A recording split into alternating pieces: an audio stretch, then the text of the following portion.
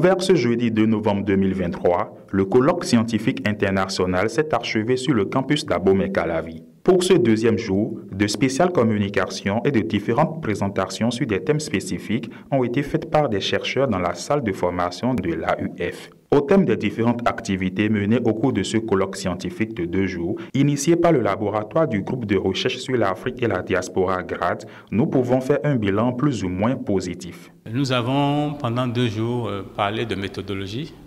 Chaque spécialiste a développé là où les méthodologies qu'il utilise quand il écrit des articles scientifiques, quand il rédige des mémoires, quand il dirige des mémoires ou des thèses.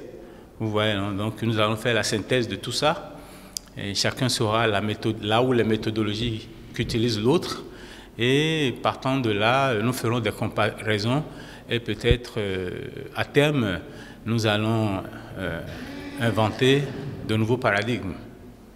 Parce que la méthodologie est le socle de la recherche scientifique. Si vous n'avez pas une bonne méthodologie, vous ne faites pas une bonne recherche. Siribi Annie, doctorante venue de l'université Joseph Kizerbo du Burkina Faso, faisant partie des chercheurs du jour, a fait une présentation qui portait sur l'efficacité de l'approche de l'étude mixte dans les recherches par rapport à la traduction. De cette présentation, nous pouvons retenir ceci. J'ai voulu démontrer que la traduction est une étude subjective et quand on parle de méthode scientifique, on a besoin de données qu'on peut collecter, analyser. Donc, comment est-ce qu'on peut concilier en fait le côté objectif à la traduction qui est subjective?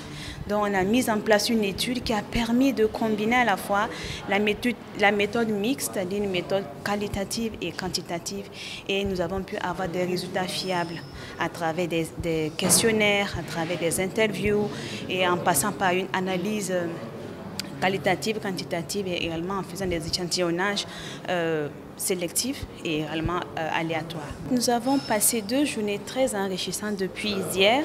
Nous avons participé à plusieurs présentations et nous avons vu également l'évolution par rapport aux méthodologies relatives à la recherche. Nous avons vu qu'en fait, avant, on parlait plus de méthodes quantitatives, qualitatives.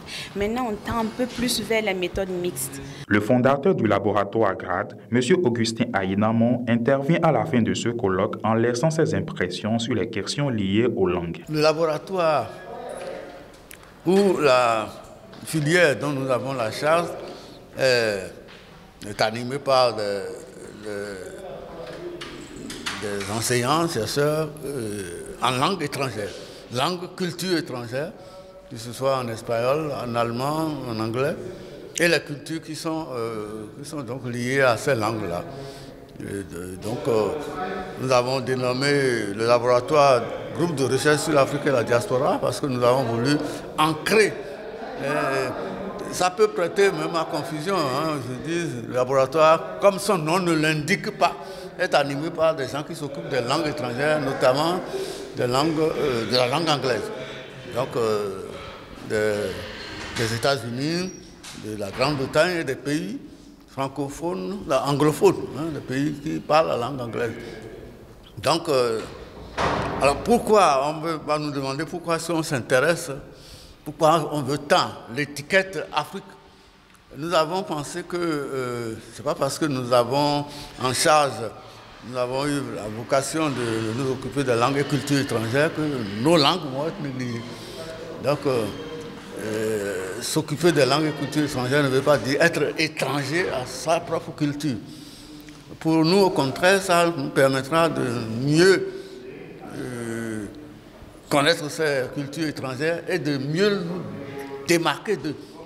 De mieux nous démarquer et de mieux collaborer avec eux. Donc, si on peut faire une comparaison, c'est un peu le ministère des Affaires étrangères de l'université, le département qui s'occupe des langues étrangères.